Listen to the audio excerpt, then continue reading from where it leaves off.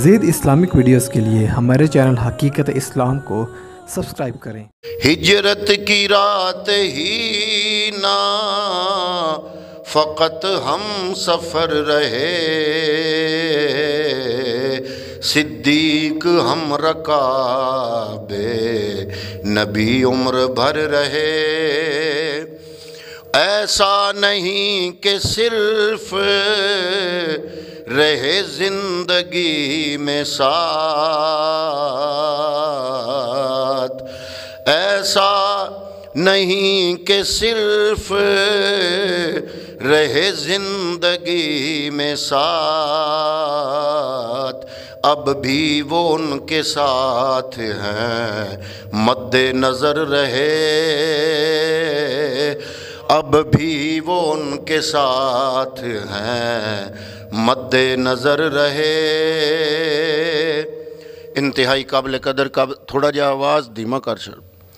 قابل قدر قابل عزت حاضرین و سامعین، جس ہستی کا ذکر پاک جاری ہے، قصر صداقت کے شہنشاہ، منبع صدق و صفا، معدن جود و عطا، خلیفہ محبوب اکبر جناب سیدنا صدیق اکبر رضی اللہ تعالی عنہ، آپ کی وفاؤں کا ذکر، آپ کے عشق مصطفیٰ کا ذکر، آپ کی رفاقتوں کا ذکر، آپ کی نبی کے ساتھ وفاؤں کا تذکرہ آپ گزشتہ مختلف عنوانات مختلف جمعوں پر سنتے چلے آ رہے ہیں۔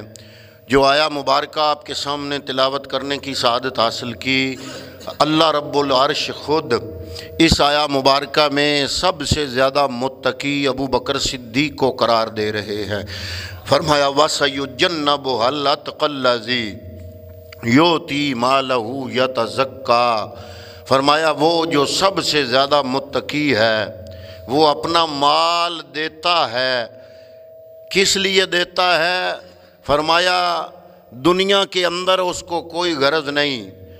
جناب سیدنا صدیق اکبر رضی اللہ تعالیٰ عنہ آپ مختلف غلاموں کو خرید کر، جو غلام مسلمان ہو جاتے تھے ان کے مالک ان کو مارا کرتے تھے، ان کو ماروں سے بچانے کے لیے، ظلم و ستم سے بچانے کے لیے حضرت سیدنا ابو بکر صدیق ان کو خرید کر آزاد کر دیا کرتے تھے۔ اسی طرح جناب حضرت سیدنا بلال حبشی رضی اللہ تعالیٰ عنہ، آپ جب کلمہ پڑھ لیا مسلمان ہو گئے، آپ کا جو مالک تھا جس کے آپ غلام تھے وہ آپ کو مارا کرتا تھا۔ ایک دن مار رہا ہے، ابو بکر صدیق پاس سے گزرے، حضور نبی کریم کی بارگاہ میں حاضر ہوئے، عرض کیا یا رسول اللہ بلال بڑی ماریں کھا رہا ہے۔ حضور نبی کریم نے فرمایا کہ بلال کو کہو کہ صبر سے کام لے، اللہ رب العالمین اس کے لیے کوئی بہتری فرما دے گا۔ حضرات محترم سیدنا صدیق اکبر وہاں سے اٹھے، امیہ کے پاس گئے، اس کے پاس جا کر اس کو کہا کہ اگر تم اس اپنے غلام کو بیچنا چاہتے ہو تو میں خریدنے کے لیے تیار ہوں۔ حضرات محترم اس نے جب دیکھا کہ ابو بکر صدیق بلال کو آزاد کرانے کے لیے بڑے بے چین ہیں، اس نے قیمت ڈبل بتائی۔ آپ نے فرمایا ٹھیک ہے مجھے منظور ہے۔ آپ نے ڈبل قیمت ادا کر کے حضرت بلال کو آزاد کروایا، اور بلال کو لے کے جب آ رہے تھے پیچھے سے وہ ہنس رہا ہے۔ آپ نے پوچھا ہنس کیوں رہا ہے؟ اس نے کہا اس لیے کہ تو نے ایک بڑے کڑیل اور بڑے تندرست اور بڑے جوان غلام کی قیمت میں ایک منحنی سا کمزور سا یہ غلام تم نے خرید لیا ہے، لیکن مجھے پتا تھا کہ تم ضرور اس کو خریدو گے، اس لیے میں نے ایک بڑے کڑیل غلام کی قیمت اس پہ لگائی، تم گھاٹے میں رہے۔ حضرت ابو بکر صدیق مسکرا پڑے۔ آپ نے فرمایا میرے آقا نے فرمایا تھا کہ بلال کو خرید کے آزاد کرنا ہے، میں گھاٹے میں نہیں رہا، گھاٹے میں تم رہے۔ اگر اب بلال کے بدلے تم مجھ سے جو مرضی مانگ لیتے، آج میں نے اپنے آقا کے حکم کی فرما برداری میں بلال کو ہر قیمت پر خرید کر آزاد کرنا تھا۔ آج جتنی مرضی قیمت تم لگا لیتے، میں نے بلال کو خریدنا تھا، اس لیے گھاٹے میں میں نہیں رہا بلکہ گھاٹے میں تم رہے۔ حضرات محترم حضرت عثمان غنی ذو النورین رضی اللہ تعالیٰ عنہ جو کہ تیسرے خلیفہ ہیں، حضور نبی کریم صلی اللہ علیہ وآلہ وسلم کے داماد بننے کا جن کو 2 مرتبہ شرف نصیب ہوا، لیکن حضرت عثمان غنی نے بھی اگر کلمہ پڑھا اور اسلام کی طرف مائل ہوئے تو ابو بکر صدیق کی محنت سے، آپ کی ترغیب دلانے سے، آپ کے تبلیغ دین سے متاثر ہو کر حضرت عثمان غنی بھی ابو بکر صدیق کے متاثر کن اس نظریے سے اور آپ کی کوشش سے اور آپ کی تبلیغ سے اور آپ کے زیر اثر ہوتے ہوئے حضرت عثمان غنی بھی مسلمان ہوئے۔ حضرات محترم فقہائے کرام فرماتے ہیں کہ آج اگر آپ کسی بندے کو، کسی نمازی کو کہیں کہ تم نماز پڑھو، وہ پہلے اگر نماز نہیں پڑھتا آپ کے کہنے سے نماز شروع کر دیتا ہے، وہ نماز پڑھنا شروع کر دیتا ہے، اس کو تو ثواب ملے گا، لیکن جو نماز کی طرف مائل کرنے والا بندہ ہے اللہ تعالیٰ اس کو بھی برابر ثواب عطا کرتا رہے گا۔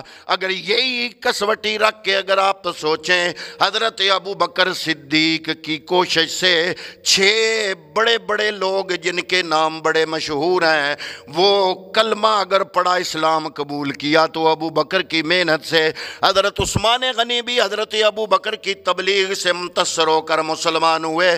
اب زندگی میں عثمان غنی نے جتنی بھی نیکیاں کی ان کو بھی ثواب تو ملے گا، لیکن اس کے برابر ثواب ابو بکر صدیق کے نام اعمال میں جائے گا۔ حضرت بلال رضی اللہ تعالیٰ عنہ جو عاشق رسول ہے، زندگی میں جتنی بھی نیکیاں کی حضرات محترم ان کو ثواب تو ملے گا، لیکن ان کو آزاد کروانے والے ابو بکر صدیق کے نام اعمال میں بھی اتنا ہی ثواب درج کیا جائے گا۔ حضرات محترم صحابہ کرام سارے شان کے لائق ہیں، پر نہیں جو رفاقت میرے صدیق اکبر کو حضور نبی کریم صلی اللہ تعالیٰ علیہ وآلہ وسلم کے ساتھ نصیب ہوئی، وہ رفاقت کسی کو نصیب نہیں ہوئی۔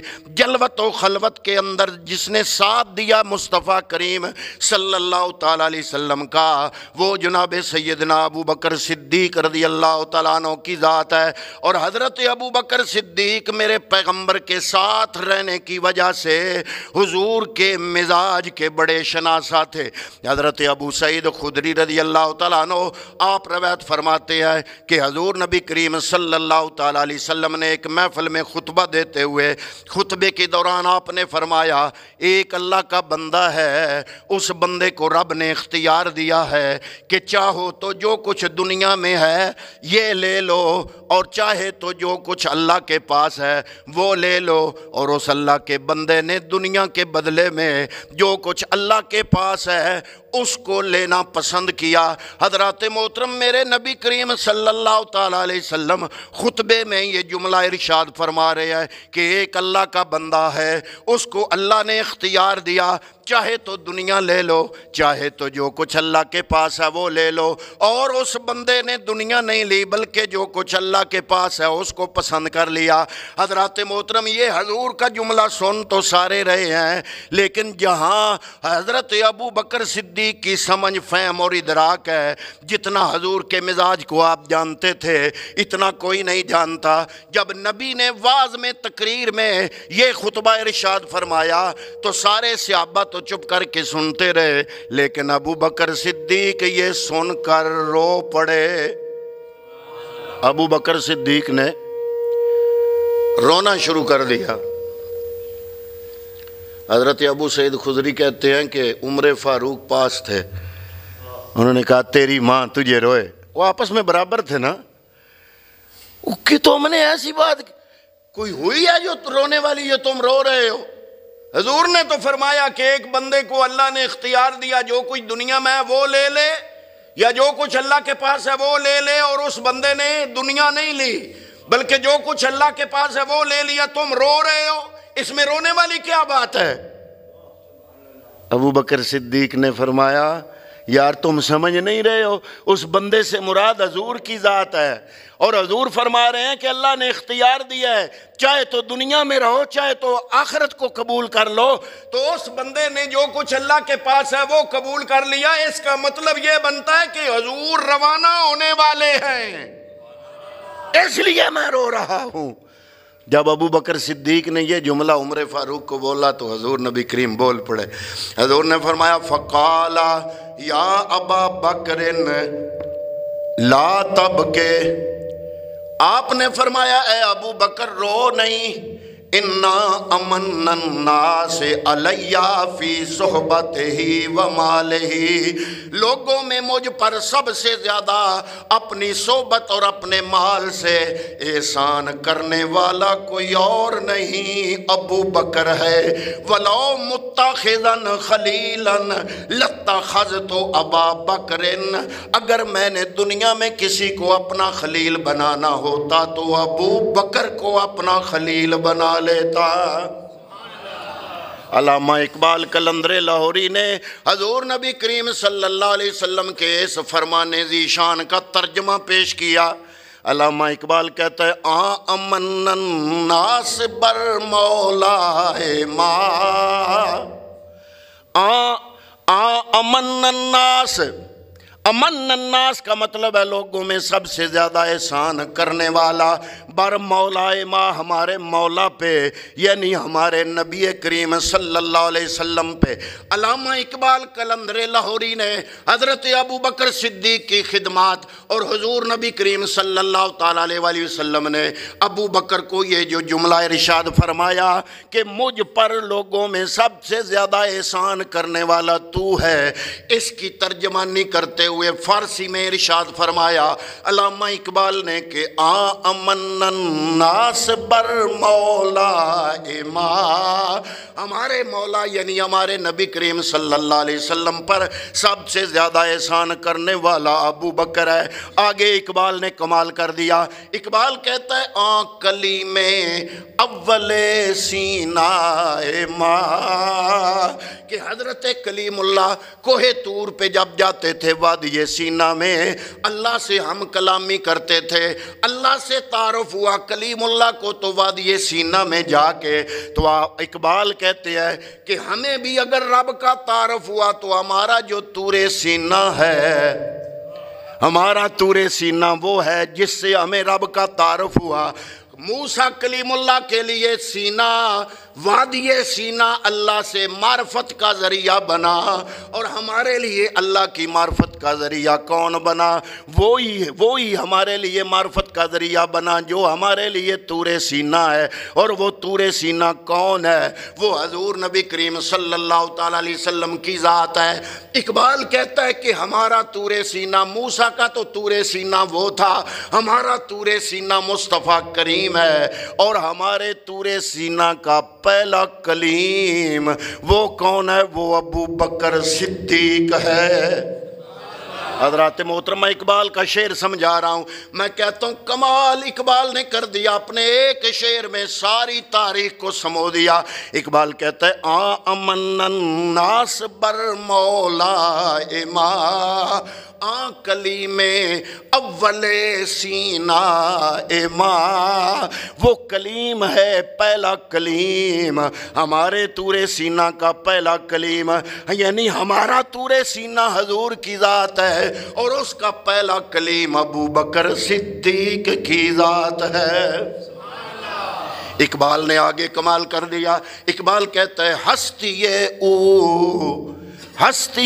او کشت ملت راچوں ابر، کہ جب حضور نبی کریم صلی اللہ علیہ وسلم کا وصال ہو گیا، کئی جھوٹے نبیوں نے نبوت کا اعلان کر دیا، کئی جو نئے مسلمان، کچے مسلمان، نئے گروہ مسلمان ہوئے تھے، انہوں نے زکوٰۃ دینے سے انکار کر دیا، اسلام کو اندرون سے بھی خطرہ لاحق ہو گیا، اور بیرونی سرحدوں پر بھی دشمن آ گیا، اور اندر سے بھی خطرہ، باہر سے بھی خطرہ، امت کو بڑی مشکل پیش آ گئی، اور حضور نبی کریم صلی اللہ تعالیٰ علیہ وسلم کا وصال بھی ہو گیا۔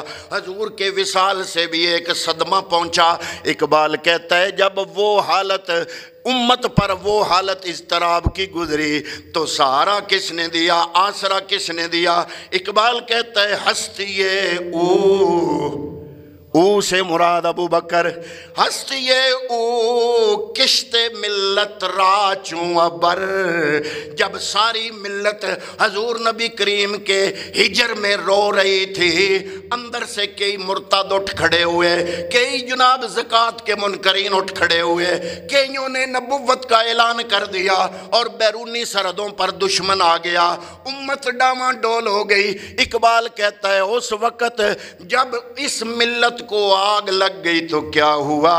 ہستی او کشت ملت را چوں ابر، ابو بکر صدیق کی ہستی اس ملت کے لیے برسنے والا بادل بن گیا۔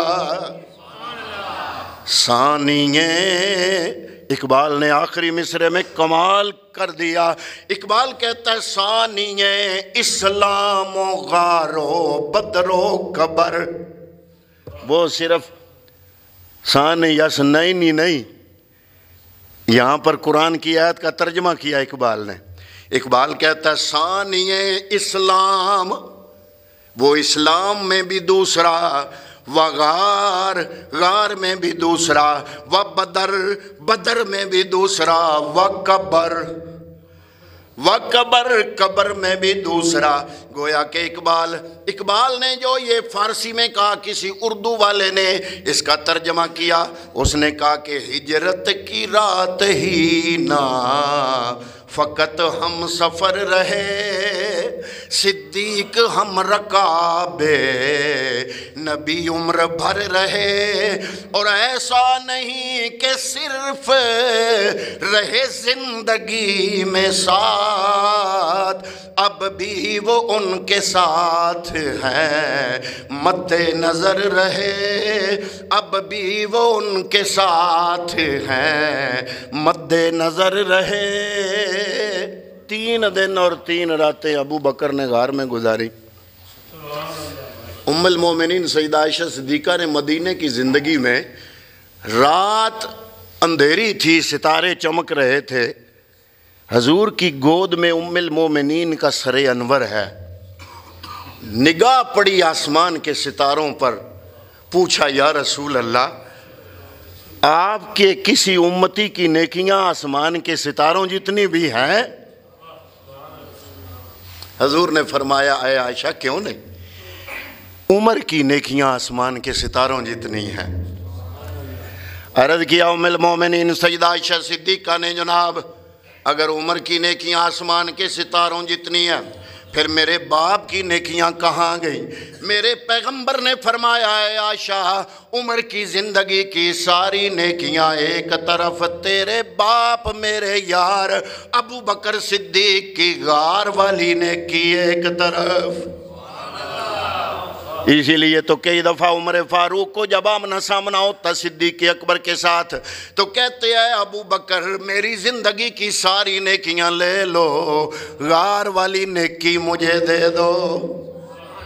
اب عمر فاروق نے زندگی میں عمرے بھی کیے ہیں، حج بھی کیے ہیں، قربانیاں بھی دی ہیں، روزے بھی رکھے ہیں، نمازیں بھی پڑھی ہیں، تہجد بھی ادا کیے ہیں، ساری نیکیوں کے کام کیے، لیکن پیغمبر فرماتے ہیں اے عمر تیری زندگی کی ساری نیکیاں ایک طرف، ابو بکر صدیق کی غار والی نیکی پھر بھی باری ہے۔ ابو بکر صدیق نے غار میں کتنے حج کیے تھے؟ ابو بکر صدیق نے غار میں کتنے عمرے کیے تھے؟ ابو بکر صدیق نے غار میں کتنی زکاتیں ادا کی تھیں؟ ابو بکر صدیق نے غار میں کتنی نیکیاں کی تھیں؟ ایک ہی نیکی کی ہے، وہ ہے خدمت مصطفیٰ۔ گویا بتا رہا ہے مصطفیٰ کریم صلی اللہ تعالیٰ علیہ وسلم کا یہ ارشاد پاک کہ ساری زندگیاں بجا ہیں، ساری نیکیاں بجا ہیں، لیکن سب سے بڑی نیکی محمد مصطفیٰ کی خدمت ہے۔ یہی وجہ ہے کہ جناب سیدنا صدیق اکبر جب غار کے اندر پیغمبر کا سر انور اپنی گود میں لے کے بیٹھے ہیں، ایک سوراخ پیڑی رکھی ہے، پتہ چل رہا ہے کہ کوئی ڈسنے والا ڈس رہا ہے، سانپ آیا، اور حضرت امام رازی رحمت اللہ تعالیٰ علیہ نے لکھا کہ 1000 سال سے سانپ کسی نبی سے اس نے سن لیا کہ اللہ کا آخری نبی یہاں سے گزرے گا، اس غار میں قیام کرے گا۔ 1000 سال سے انتظار میں بیٹھا وہ سانپ، وہ مصطفیٰ کریم کا دیدار کرنا چاہتا تھا، لیکن جب ہجرت کا وقت آیا اور غار میں صدیق اور نبی کریم صلی اللہ علیہ وسلم تشریف لے کے آئے تو ابو بکر نے کیا کیا، غار کے اندر جتنے دروازے کھڑکیاں کھلتی تھیں ان کے اوپر اپنا اپنا دستار مبارک اتاری، ان کی ٹاکیاں کی لیر کر کے ایک کپڑا ایک سوراخ میں رکھتے گئے، اور ایک سوراخ بچ گیا، اس میں اپنی ایڑی رکھ دی۔ اب آنے والا جس دروازے سے آتا ہے آگے صدیق کا دامن نظر آ رہا ہے۔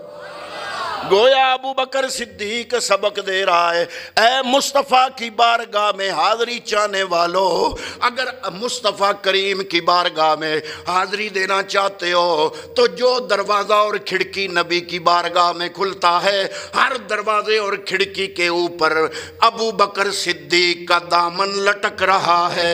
اگر نبی کی بارگاہ میں حاضری دینا چاہتے ہو ابو بکر کا دامن پکڑ لو، نبی کی بارگاہ میں حاضری نصیب ہو جائے گی۔ یہی وجہ ہے کہ 3 دن اور 3 راتیں ابو بکر صدیق نے جب نبوت کا والضحیٰ کا مکھڑا جب اپنی گود میں رکھا، ادھر سے سانپ ڈس رہا ہے، ایڑی کو حرکت نہیں دے رہے، سانپ بار ڈس رہا ہے، زہر چڑھ رہا ہے، درد ہو رہا ہے، ایک طرف جان ہے، ایک طرف ادب مصطفیٰ ہے۔ عقل کہتا ہے ابو بکر نبی سو رہے ہیں، جاگ گئے تو کوئی بات نہیں، دوبارہ سو جائیں گے، لیکن سانپ ڈس رہا ہے، زندگی چلی گئی تو دوبارہ نہیں ملے گی، اگر زندگی چلی گئی دوبارہ نہیں ملے گی، زندگی بچاؤ۔ لیکن ابو بکر کا عشق کہہ رہا ہے، اسی لیے تو علماء نے لکھا کہ اگر کائنات کے اندر عشق کی داستان رقم کی جائے، ابو بکر صدیق کی زندگی عشق کا پہلا باب بنتی ہے۔ ایک طرف جناب پیغمبر کی نیند اور دوسری طرف اپنی جان، ابو بکر صدیق نے مصطفیٰ کے آرام اور نیند پر اپنی جان کو قربان کر کے بتا دیا کہ ثابت ہوا کہ جملہ فرائض فرو ہے، اصل الاصول بندگی اس تاجور کی ہے۔ جب یہ دونوں صدیق اور مصطفیٰ کریم مدینے میں داخل ہوئے تو میں رات کو بھی عرض کر رہا تھا کہ آدھا مدینہ ابو بکر کے ہاتھوں میں بیعت کر رہا ہے اور آدھا نبی کے ہاتھوں میں۔ ابو بکر کے ہاتھوں میں جو بیعت کر رہے تھے وہ ابو بکر کو نبی سمجھ رہے تھے، وہ اس زمانے کے مسلمان، مدینے کے مسلمان آپ سے اور مجھ سے زیادہ پکے مسلمان تھے، وہ آدھے ابو بکر کو نبی سمجھ رہے تھے۔ اب میرا سوال ہے آپ سے کہ ان کو غلطی کیوں لگی؟ جس چہرے کے بارے میں قرآن کہے والضحیٰ، اس کو پہچاننے میں غلطی لگ سکتی ہے۔ جس چہرے کے بارے میں قرآن کہے والضحیٰ، جن زلفوں کے بارے میں قرآن کہے واللیل، جس کی پیشانی کے بارے میں قرآن کہے طٰہٰ، جس کے چہرے کے بارے میں قرآن کہے یاسین، میں پوچھتا ہوں آپ سے کہ جناب وہ بھول کیوں گئے، غلطی کیوں لگی؟ تو میں رات کو ایک واقعہ سنا رہا تھا، حضرت خواجہ باقی باللہ رحمت اللہ تعالیٰ علیہ اولیاء کے سردار تھے، ان کے دل میں خیال پیدا ہوا کہ یہ جو لوگ ہیں، میں آستانے پہ بیٹھتا ہوں، لوگ آتے ہیں میرا وقت ضائع کرتے ہیں، کوئی تعویذ مانگ رہا ہے، کوئی دعا کروا رہا ہے، کوئی کچھ کر رہا ہے، کوئی کچھ کر رہا ہے۔ اللہ کے لیے جو وظیفہ اوراد و وظائف پڑھنے ہوتے ہیں ٹائم تھوڑا ہوتا ہے، انہوں نے اپنا آستانہ چھوڑ دیا اور خلوت اختیار کر لی۔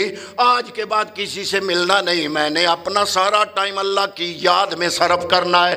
حضرات محترم کچھ مہمان آ گئے، جب مہمان آئے تو وہ پریشان ہوئے۔ اللہ کے ولی جو ہوتے ہیں وہ پیغمبر کی چھوٹی سی سنت کو بھی چھوڑتے نہیں۔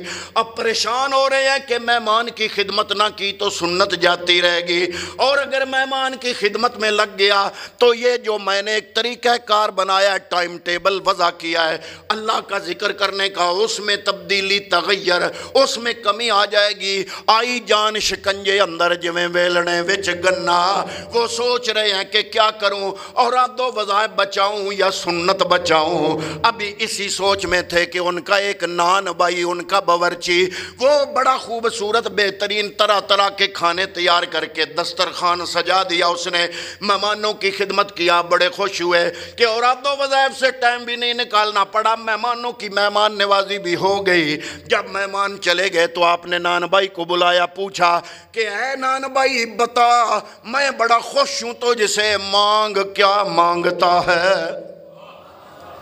اب وہ نان بھائی بھی حضرت خواجہ باقی باللہ کا تھا، ہم جیسا دنیا دار نہیں تھا۔ ہم میں سے کوئی ہوتا تو کہتا جناب پتر ڈنکی لا کے باہر جان لگ گئے، دعا کرے آئے خیریت نال پہنچ جاوے۔ یا کوئی کہتا، ہم میں سے کوئی ہوتا تو کہتا جناب چھوٹی گاڑی ہے بڑی دے دو، 1 مربع 2 دے دو، 1 کروڑ ہے 2 کروڑ بینک بیلنس ہو جائے۔ لیکن نہیں، جب خواجہ باقی باللہ نے فرمایا مانگ کیا مانگنا چاہتا ہے، تو مانگنے والے نے بھی کیا کمال مانگا، ہاتھ جوڑ کے کہتا ہے جناب مجھے اپنے جیسا بنا دو۔ انہوں نے کہا جناب میرے جیسا تم نہیں بن سکتے، کیوں؟ میں نے برس ہا برس ریاستوں کی کدالوں سے کھوج کر کر کر کے دل کی پتلی سی ندی کو سمندر بنایا ہے۔ اگر میں تمہیں اپنے جیسا بنا لوں تو یہ جو تجلیات ہیں، روحانی تجلیات، ان کو تم برداشت نہیں کر سکو گے۔ اس نے کہا نتیجہ کیا نکلے گا؟ آپ نے فرمایا مر جاؤ گے۔ اس نے کہا باورچی بن کے مرنا اس سے بہتر ہے خواجہ باقی باللہ بن کے مر جاؤں۔ آپ نے فرمایا چلو پھر کمرے میں، وہ کمرے میں خلوت کے اندر لے گئے، توجہ اتحادی ڈالی۔ یہ تصوف کی ایک اصطلاح ہے، اللہ کا ولی دوسرے ولی پر جب نگاہ ڈالتا ہے توجہ اتحادی ڈالتا ہے، صرف روح ہی نہیں بدلتی بلکہ سراپا بدل دیتی ہے۔ حضرات محترم جب باہر نکلے تو لوگ پہچان ہی نہیں رہے تھے کہ نان بھائی کون ہے، باقی باللہ کون ہے۔ صرف ایک شناخت تھی، جو اصل باقی باللہ تھا وہ ہوش میں تھا، اور جو باورچی ابھی باقی باللہ بنا تھا وہ مدہوش تھا، اسے کوئی ہوش نہیں تھی۔ 3 دنوں بعد مر گیا۔ حضرات محترم بات کرنے کا مطلب یہ ہے کہ پیغمبر کی امت میں 5 صدیاں بعد اگر کوئی ولی توجہ اتحادی ڈال کے اگلے نان بھائی کو اپنے جیسا بنا سکتا ہے تو محمد عربی 3 دن اور 3 راتیں غار ثور میں ابو بکر کو ساتھ رکھ کے ایسا رنگ دیا، جب مدینے آئے آدھا مدینہ ابو بکر کو نبی سمجھ رہا تھا۔